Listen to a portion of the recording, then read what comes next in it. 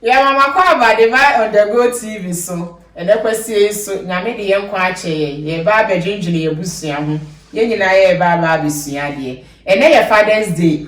Ene ye eniji da ema papafo nyina. Enti ene ye beka papafo ho asem. Mi ba che mi nua be ma, frɛ wo nua be ma, mi nua be ma so frɛ wo nanfofo. Mu metie, ni nyina ye mesua. Ni ye mehwe se de be ya, ye besimi a pray, me ma betimi e play o mu role. Ye ewo family mu ebusua mu. Enu nti me mama kwa ba biem. Ene mi nua be ma ye ne ba be di nkomo. Ye frɛ no Minister Kwadwo Pepra. Minister mo akwa ba. Ejo so we aba. Papa Penimu pa. Oye minister ewo Fountain Gate Chapel. Na our family wa worry for how many years? Oh, 8 years. 8 years.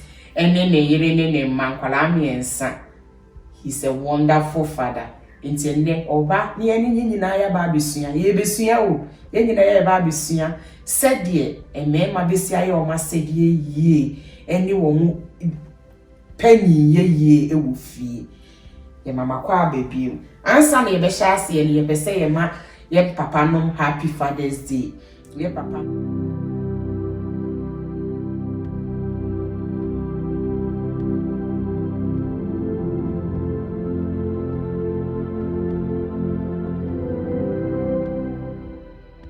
Ye papa nom a omukurekura ye. Mi mom die mi papa afrim. Enso enye hwe. Mi wo papa fo bebre a omu play the role of a father. Me papa nkasakra mi ni sa connection no. Enti me Father's Day wishes kese ekoma me wo fa. Omu ye mienu my favorite uncles omu na omu play father role in my life. Me ma me wo me to omu na so say pio prekope. Eno omu tete ni ana me nyini ye. Me wo fa Lamus, di Musa. Na ye friend Lamus, me friend wo fa kra me friend Musa, Lamus prekope. Ena me wo fa Dauda, omu so di Daud. Friend sa prekope. Umbisa sa de na wo friend me wo fa fisem papa no. Me mo happy Father's Day. Lamus eni Musa nyami Dauda. Nyami hira mo, omama hoden, omama kwatentene. Omama nyini nche. Omama hoden nyansa ni sika bebre. Mo di be hwe ni nua no. Me Father's Day biem ekoma me father-in-law Mr. Hamidu. Baba Hamidu nyami hira wate. Wedi 90 something plus. We nyini the bed set ni mu baby ehye. We nyina kasa enso wote ase. He's a wonderful father. Nyami hira o nyami ma o nyini cheni ahoden. Me happy Father's Day biem koma Mr. Obin Fountain Gates Chapel. I word mountain ha. Ye sofo maami ni wura. Daddy nyami hira wate. Umpai bo ne wa hoden a wo de taye maami echi. Nyami hira no ma kwatentene ni ahoden. Na Father's Day biem koma me papa Reverend Asante nyami hira o ma kwatentene. Da Asante nyami hira o pa se de wusi bie wo pono ema abusua bebre e ba wo fie wo no. Nyami ntire wo hie mu ntire wase o ma wa hoden. Me Father's Day biem ekoma Fountain Gate. Grace Fountain Gate for emema mu wo nyina fathers am wo Fountain Gate nyina ene day abusua setina for ma mo happy Father's Day. Ebiem koma mekora oye mekoro saye madamfo Mr. Amewuwo kwaku happy Father's Day. Nyame ma unyansa wo di bekura abusua no. Daddy ni ho a wo na wo ho. Mi wura ni ho a wo na wo ho. Ugina ma abusua no ma ne ye fe. Ye nyina ye ni fie wase de wusi kura abusua no. Nyame ma unyansa ne ahodin. Wo hira usika bebre. Happy Father's Day. Ekom last happy Father's Day. Ekom mi wura Dr. Jacob Hamidu. Menko ami baby. Nyame hira wate. Enye meme nyina na etimi ye ekunu esa ye papa ema wo mo yire no. Enso mi wura de oye kunu ohe madamfo. Osan ye me papa. He played wonderful role in my life as a father. Nyame hira wo. Omo wa hodin. Omo wunye sika bebre fi se we dreams doors not only to me and my children. Enkola bebre a wani da so sa wo be hwe wo mo be so wo mo no. You need a lot of money. Nyame hira wo ne dey no ma wusika bebre. Wife me ne wo manatania Daniel ni faith. Ye ma happy Father's Day. Nyame hira wo. Me nua be ma. O papa for mo asetene. Maybe happy Father's Day ni enso ayen komo nse. But I say, Mediaba, na at you for so, and after for so, Bamamu, Aquaba, and I must say, down there, Munya Brain, and Mutilio. Happy Father's Day, because I can, what they can be immediately. So, may also made the over. The Kai come my papa, Mr. Patrick Adu Watson, or Ghana Suyane, or Sacred Heart Parish. Okodia, dear be other friend and Rapat. Rapat, the main show. And I was so, when I met my dream, but I was a pa, and I mean show. I mean, also, and you can say, on two condemn. The new Ekoma, me and me of a dimple. Be more crop himself, papa, but we are not saying, no, if a humia, or Monsieur Papa, Mr. Peter Nimbo, lawyer. You don't have friend of Konibu. Yeah, the friend chief.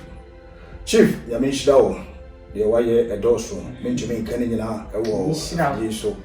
It was a pa, and I make a because I make a mean, the maker say, Yamin to come, Sushi behind the man in Brum, Uncle Sonia can say, Omo patenting, now Omo mobile. Now, maybe I know we are in the Baco. Yeah, papa, Mr. O'Bain, Grace Fancy Big Chapel, yeah, Memaku, and I remember my old dear papa, and Gauiano, and so and see, yeah, papa, must say, Mr. Kwame O'Bain, this is a Chevesuka home, Yamin Shao, Mr. O'Bain, Yamin Cassia, dear wire, the Augusto, yeah. You said, into me come you, yeah, can I say, Yamin also, I'm all buying, not on your cassia. I feel remember, Grace Fancy Big Chapel, memory and also, happy Father's Day. Yes. I mean, Shirabunina, no. I mean, coming in our home, of course, someone else and I'm ordained. I'm of the trip, Mabushia. Munino, I mean, come on. Remember, here and also, happy Father's Day. Happy Father's Day. Remember, Mushi, you know. Money. Me now for 4 men, you know, I'm happy Father's Day. And they am come on. A toda, a mema, share ubini say. Na, on sheno. On show ban, on shark colano. A no omuma reasons baby, todo say, Yemi Akra, who okra, what means say we cronji. Oh, your body bassa, who was so ban, who yemi hints, Yaklan Cramation. Ubu horse, you, Obana is saying to be worth for Aklana mempe. Ubu watches a day, your mumma reasons baby, tia, or more fine share, and Qualano. Ubu ho shenyi seni ria enua no ema ekwa yawu omukọ a lot of things ekoma so swenyi sen no kra no first 3 months no oh ya asem o nya asem ketwa mama take a lot from our body na afi di obedie na wodwene di obehye ho na wodwene se de obesi be yakora obekura akola ni years wo na ifi se be ma no anje yin sen no on hwem wo okro na no akase maji enso on fi akola no on fi ma me no on bua on hwe eza fenyinam wanje kranke ye obeje enso on hwe no enu nti no saa ne ma ni nyina saa ya wo ni nyina ekọ ememu a ubo se nkola na nyini no mo hwe ya wa o ma me go through na ebetru Mother's Day ni Father's Day na nkola no celebrate Mother's Day no more chain Father's Day no eto da meme bi sa de na ya ne basa omo njeje ho sa niema kakra ye ntiro akola na ne maame nko atete no papa no obefie opa no yisika to wo opa no hwa akola no opa no protect ne sa akola ni didi so wo didi wo ko so obefie so wa mafie chese ni nyina egu obatan ne so enti akola ne hye ne yakoso na wanyini a sabi ye nyina yete asese nkola so de omuhunu ne ka o madwini enti obenyini no na ohye ne maame echen ne papa enunti na enkola pi celebrate Mother's Day omojechi awofo so maame no so echen papa no nene ye pese ye bobɔ ne ma me ense bi so a emema se wo yire wo ba emfa wo ne kwan a wo fa so de akola ne ba wiase ebi a wo ne girl ni date no wo nye wa adwene se wo ne beda wakoda bi nyi se ye nya ba akola no won die bɔne bia wonye afford mfumso de nya ba wi akola ne nya ba wi ye wasede ne hwa akola no niema miense bi a wo be ya ebeboa ebedru mrebi no se ye celebrate ejanom a akola no so betimi akasa we ni na papa wo ho enu ntimi so meye me papa ho dede me nua bema nti ye na ye pese ye pese in term mema assedie the responsibility of a husband or a man in general in the house as a man in terms of spiritual growth no saying say o hwe se wo ba say be religion you be an the religion but ye Christopher ye be hwe no in Christian side no say akola men bema wasedia wo fie wo se wo mani benyini wo Kristo mu o yire wo mai fie ho obi a obebe fie obi a ebeti no eno ne de when you have me that say de udi kan kai no ya na etuba bia ya na ayawe hosem said de okay Father's Day and they krompo de se de ya na ya dije so kakra na wo hwe emfie bes emfie numachi emfie duachi ne de na nkaye moso krompo said de okay no isa say ye ni ye binom ene ye suba binom ntino ye ka se panyimfo ka se bedi akodi fatana fatano kono de say ye frɛ woja ye frɛ wo father na ye suban na be afrɛ wo sa father nti sa ye ne ye no so tu ka ho bi na ye nya sa akrokro ye nya sa ahoahoa no nti ya na enye ye manom ne ye no na nye omfom so ye nso ye ne ye bi ye den ka ho na mo ma ikrompo de ye twe mu tan a then sesem mofra no ana sese wi asikrompo no esoso mo so chen what's it When you say na okaro enkrai go na mo beji o matubu ye yes 9 months say o kan first 3 months no dia go first trimester yi ho na mo afi na mo develop don mo beji ade atumu ye 9 months e be do be mo agije dem na mo ko na mo ba e na mo na mo de ko ba so enti wo ye we ni wi a bema no so ye krompo na den ya so ba nya sa akokro nti se oba no wo we dada na se wo de se wo ye mpo e ma ni ba kakra no wansa anya krompo de a ono de akra na tulo yem aboso me nkoro eno eho ni monyam eho anwohoa e wo ho dada na wo de so a wo be ye wansa anya anka ho krompo de a e de na wo nsem fata se e den se celebrity wo nsem fata see your walk. Enti me did say said me kan nyema sisa kakra nyema sisa kakra nanso nyema obo so yi ebi da so wo ho na se ye hwa de obi sami say mema ajanom spiritual growth very good mu nyini wo fie den aye na esi edi ene mu se de ene mu abodi afiti asempo yakopon de kan den obo bema ne nyansa mu no hu se dabi bema nko antimenti na oye na mokafo ye den e ka no ho so eti mutie mo ya boafo muni wa ye ni ho mo kan ye ho ye ntime nko we complete them saretie enu nti ahede ya asese ye de ye ni edi ye mu so na se de wo ka no se ye hwe Bible mu a Joshua 24 verse 15 edru ba bia na Israel for Joshua ti omanim na omo ya dru omo bo hya asase so no edru ba bi otuma omo nyina se enne mun decide mo be sum anyame foforo a nkura atwa mo ahia sum ana se mo be sum Israel nyame o se mo be sum wi a mo sum na me de me ni me fie de ye be sum Israel yakopon Joshua de gina mu e ka asase mo se me ni me fie de wanka mo no nko no o se me ni me fie de na je se onu ankasa ma no ho asede o ma no ho adwuma se eye na asede se woni ne fie be den e be sum Israel yakopon onu ankasa bi na ho ka ye make is a pronouncement no o de na ho ato adwuma prekope yes se me ni me fie de ye be sum asafo wade nti na yire ne ma empo so wo made ana obi o ti de fie bi a wo fie obi a onu ankasa under your roof yes very good o de na ho ato adwuma o se ye be sum asafo wade yes so until right from there wo do mo ide ato adwuma ye hwe Kristo so Yesu Kristo said ye Kristo ankasa so kafa mema ho e kafa ekunu nom awaware ho ye hwe Ephesians 5 o kan fi 25 ko na o ma ya hyedie bi o de yen ajanom o de yen mema e wo Kristo mo ware ho o de to to Kristo eni asafo no yes o se said ye Kristo ye asafo no ti no saa na ekunu nom so ye den e ye yere nom ti yes de so wo yere ti dia na che se fie no na wo ye tire pekope yes no kan se bi ho o se Kristo ya ifukunu na asafo no ye fa ne se asafo ya ifo yere no de Kristo wo hwehwe ne se obetie ho odi ensukroje aye na sem odi beti ye ho asiesie yen na kopim se ye bedru pempenso bia ye huni e kan bia ye huni asem bia nti ono odi ama na ho yes so Kristo onu ya ifukun ye asafo no ye ni ayefu yire o si osiesie ya ama na ho what say you aha enti o tie ho se de be ya o fa ye huni asem bia yes je say ye ne dia enti ye ne dia dia o mpese ye ho be ba asem nti onu asiesie ye enti be de ba wari mu a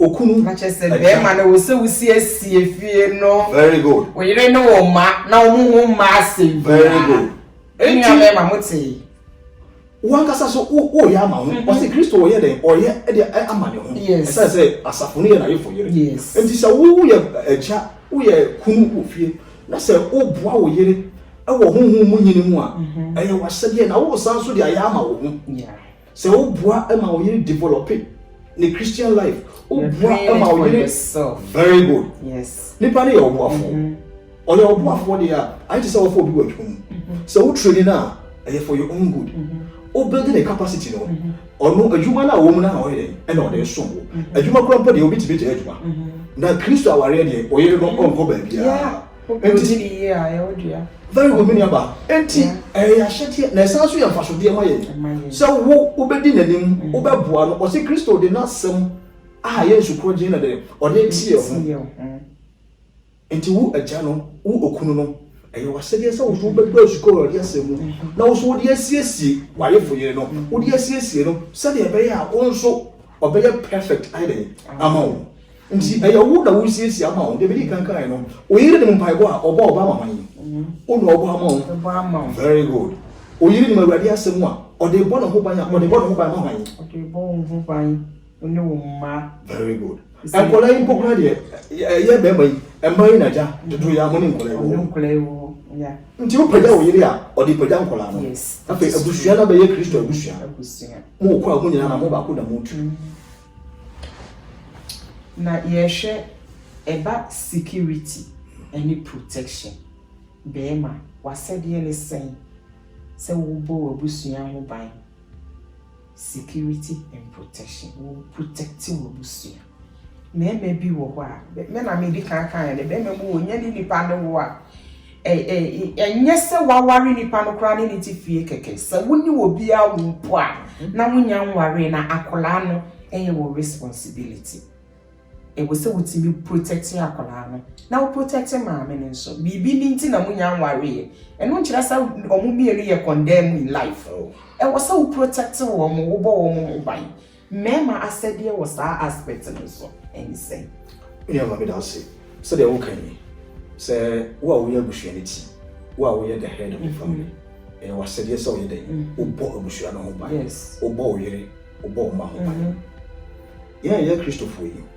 ye gidi ye gitum so say Bible say menem enye honam ni moja de mi o mai de e mi o mai ya enti se wo dwele ahobambo ama wo busua de wo di kan dwele ho e ye honhom ahobambo yes ezan say se de bi di kan enye honam eni moja de enya enti ade bia wo ye de abo wo busua ho bai no de di kan a ese se wo ma da wakoma so na wo do mo suko na wo tu ho na mo e ye honhom ahobambo yes enti I know here and down pep.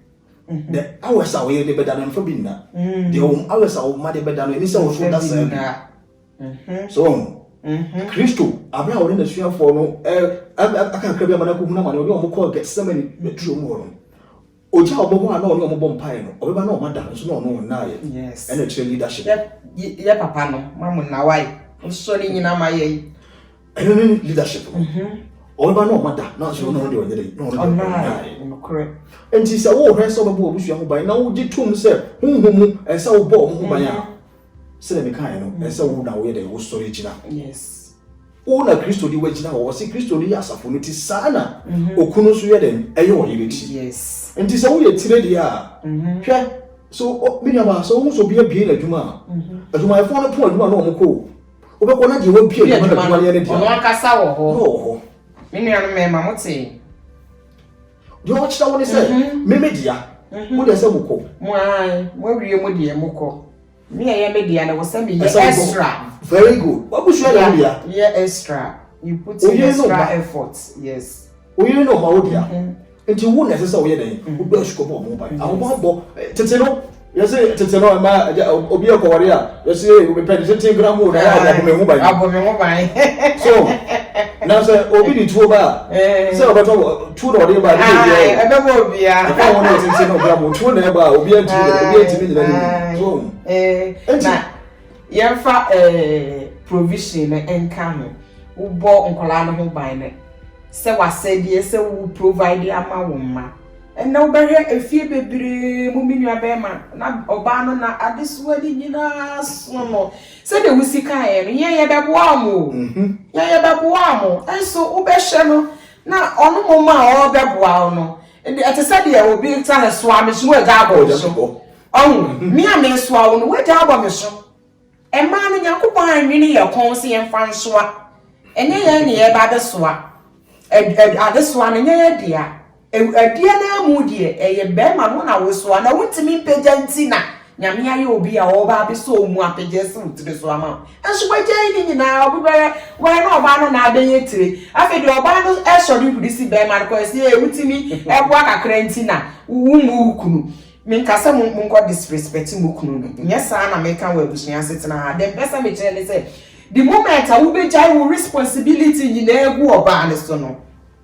na wo ya do penyin die wo him aka ne ho nti ya sabon san be kuna konnemu because wo mu say status has changed nti wo be wurewure mu na wa pollutu oba na dwene sa na bone for no no ye na dey look for soft spot to act or baby a kwan da ho no awura ho enti be ma said ye ne sense wo provide amane busua we be say we dey no na ye the primary duty and say na ye the das ye kwa say bema untumi nka say uji wani ai dem anto nche ho say be di kan no say ye say wo na wo ye head a be na be di kan bu ye no say be di akoni di fatana na fata no kono dan fo say na nyen kwankwa anu yase so enti say we head a we ye trench when you say we head a o headship ne say o ye head adwuma yes e bi ne say dey say we provide the head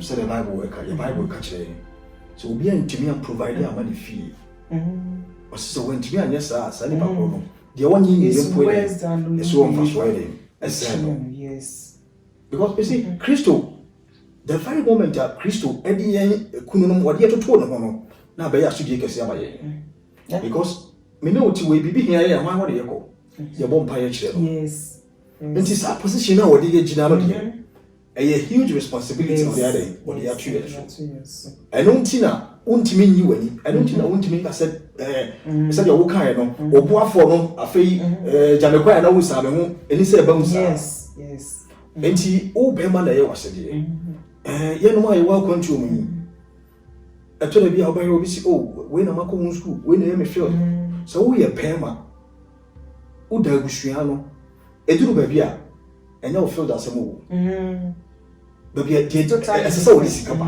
esesa wo provide enti wo ntimi ka se na we nya me feel na we nya me say minu abema obi o timi kasa me yira ya ade no ho ye me ntimi ma na me feed wo hwe na kwa lo fi ne bai obu fi ne bai o fi yiri ya funu mu o enti me dia ba se bi wo mai ma wunti na ne ya funu ya bu aguso do ba bi kura na mo aja na bi mo complain na wa say wo so na wo de o ma wunti na o na wo de je mo fast so fe na wo be complaining di ma na o yiri tiwa wo yiri so ya oba wo nyo na wo ne de me wo ya oba the woman say be ma de esesa wo kentine wo be ma de esesa wo pre wo mojali be ma de wasede because sa security ahobabo na ye kan ni na no esesa kom de oba ko bi be o so ma kom de o ma kom de o ye bone o so ma kom de o ye bone bone me de wansi sudia o so ma kom de o ye very good o ma kom de o ye bone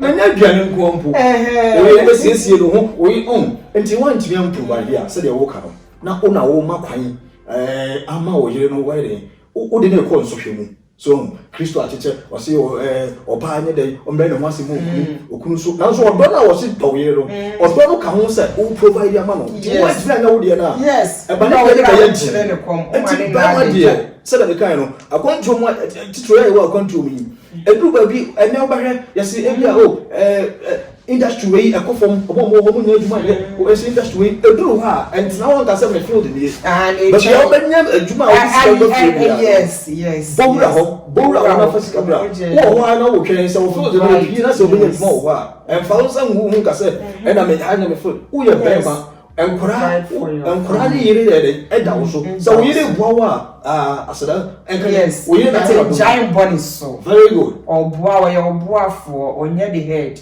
Wife can never be the head of the home. Or you didn't see me here with seniority managing. Yes, I need a Bible catcher. Until we really saw more main jam bonnet so. Main yai money so. Now, what share said the minu bear macan was Christo near won't see me providing my fear. You are worse than unbeliever. Until bibi crabby see Bena watching now feed you family. Now we are casting feed you family. Into before year it's me affecting Kole feel winning. And yet we are Bema one yes sir. Ye never yes to Christo but will be now what the woo Bema now will feel one ato two or no name. And see I would say or woman if you know. I was some woman yes I would send me feel for you including your wife. Bible me tell say Mark cry di weaker vessel. Ye ni omre no. Enti sa wo yire ni ye de no timi gina ne na so abua wi a. Eno nkyere sa ne ho ye de chen. Eno nkyere sa wo jare responsibility go ne so. Eno nkyere sa wo ye obibi kakra bia na wo dia hye mu no wa pa ne hye ne sa. Wo ye no nkola na hye. Ene ye ka de nkola na hye wo fie ho. Say the wusi treat wo mo maame no wo mo hye. Enti etu Mother's Day ya na ojeje ne maame so because of papa njeje ne maame so. Enti yesere ya papa no moma ye nya minua ba bema minua ba wo nua bema bi akofa wo bi ene na wo na oba no ye wahinti wo nhwe unka se wo nua bema na nhwe no ba che otu nua bema no fo sisa wa adwene oba na wo no wo bra wo na wo mpesa akla de be fie okra e ba be disika de edidi a na se wa wo fra wo se wa no ina twe wo maame wo twa bo no me pa che o minua ba sisa wa adwene wate na tu nua be ma no fo se on hwa akwala no wa ye ready a on ware no onye ready a akwala ne de o ye ne response oba na wo akwala no kra o hwe na enye hwe fi so wesu anyi nsen bo so me nkono awo akwala no on hwe ne fi so obi bibi di wa enye wo de me nua me ma mo bibi kitin ti oba na wo ne na wo mpesa wo be fi no kan hunu sa akwala no wo be nyini wo nyini ade o hwe sa abre no onyini a wode be kai wo onfie wo bebire amprepi ya na ye free said ye wo wuria na wa be ye papa na enu ano no de bi wuria na wo ma me ye papa wo wuria wa said ya wo ye no ene ma wo ye father enye ayeyi akla ne to ho na aba be ye father de bi wa said ya wo ye no enti na sa wotimi fa obi ba na wo hwe na ni papa frɛ wo father enye wo na awo no onye umoja enso wo hwe na wo frɛ wo father ohun sa wo ye ne father enti yesra mu menua mema woni obi nyinsan a empo ni pakoro nyini ntontwene efisa akola na wo ba wi ase no de bia me ka se oye innocent woni mu hwe me kai se miswa me papa wa nhwe be kira akwan 16 years ena enye no kwanya wo be hwehwe me ne ba ene be ka se o ode me be kɔ me papa maame ho no mu ni me da wode me be kɔ no wode me kɔ ye ne fie o me papa wo nua ba akopɛ wode me kɔ ye ne me nana no aba abere wa pa bet me se wa no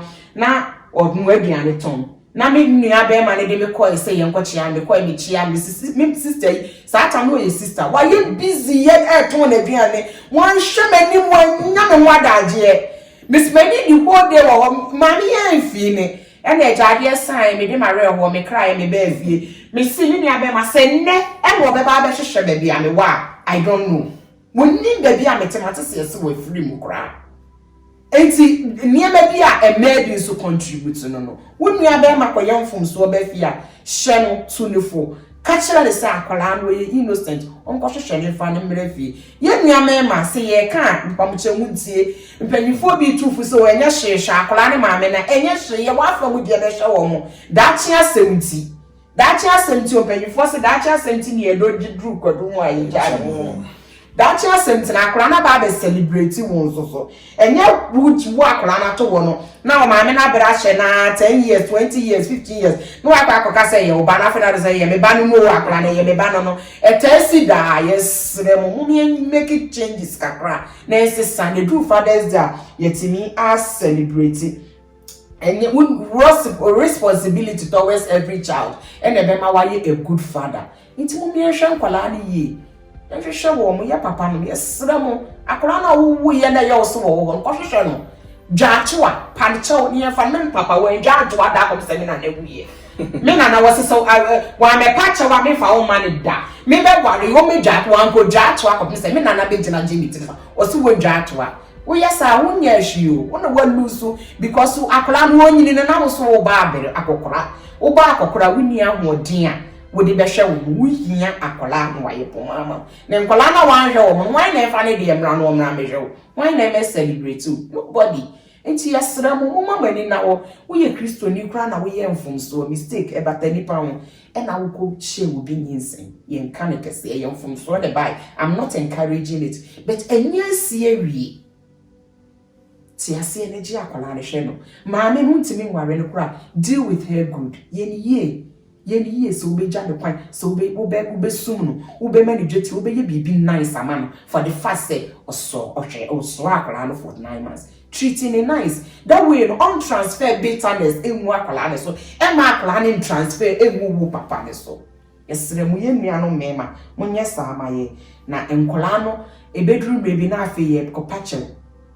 ne ye ka kire nkola no mum se o ye pa che o jama no ade na mo pa akola no mum che ye papa no na ya akola ne boni akola no nya hwe ene jama ne kan ye gina akola but we ya ne refi emotional torture akola na go through feeling kwala abiri mo no attention ne heart ase na koma na fe ye gina akola we o won pende papa se mo ni anu gu akola de so saa tama na ko mu din na no nya baby na no oda ne jane de na pani mu bia anka yesremo ye nua no mema sabo pesa ye gigi hu ye celebrate ye dede wo Father's Day ya let's make new stories ye changes are certain way esi ache ye olden days esi repeat yes son na ye hwe ye ni mano ye hwe ye nua ma ye treating kwala any man nice ye timi a celebrate ye papa no so me nua be ma me da wasi send the ultimate be kai ho no be biebie ye nua me ye mu mi gidi se ye nua no mema omo platforms omo nyina omo tie na omo de be kwa asopem 5 to 10 years time there will be a change and when you cry mo celebration be ba bro mad so I'm looking forward to that ye da se pass with me ba enti me nua be ma wo bibie ma be ka kire tie for bra ye sorry see efutu kakra ma ye mema but I see the kind cry say we dey about platform so na yasan so adam say mo celebrate ye mema emfa ho ne ma bi nyina no wo dey ato nchen na mo celebrate ye na me gidi say ne kwan so a ye kan no so no enya bone nko ye so ye boy ho modin ye so ye hedi ye betumi na afutu kakra me di tu me nua no mema no say said ye kan ye hwe ne mu say infielnum ebi da che bi no said ye be di Father's Day no say anru Mother's Day no pa na che say den ebe ho ne nyina ne cha me ne ho de ye be ye ne so me gidi said ye ma sesa ene ne ma bebre sesa ne first na nka akwantu mu ko da hu say be ma kura ne yere bag okura cassette ene ukọ ye mu ko Ghana nyina enti ene ma sesa very good me gidi say enche akakra na yiden dey happen ho enti aya yenso mo pene kakra ye da bia na mbabo yechi ara kakra enti na ma ye mpere na fe ye close cab no e be do no omunya bibi kra nyeda enka biom enti ye da mo se yes ye nka se krokro na mo jeje ye so aye nka very good ye nka kra be me wo no ma se bi nya frɛ na ubemu na ni nua be ma a obefa wo yire ne nkwala no wa protect wo mu no onu mum no to oba no tutuna bonten ne ma yes mo mum yensisan ye da se me nua be manya me hira so bae enti etefo ye da mo asese mu nya anwe na mu tie ye na ye celebrate Father's Day ye ma mu nyina happy Father's Day ma bye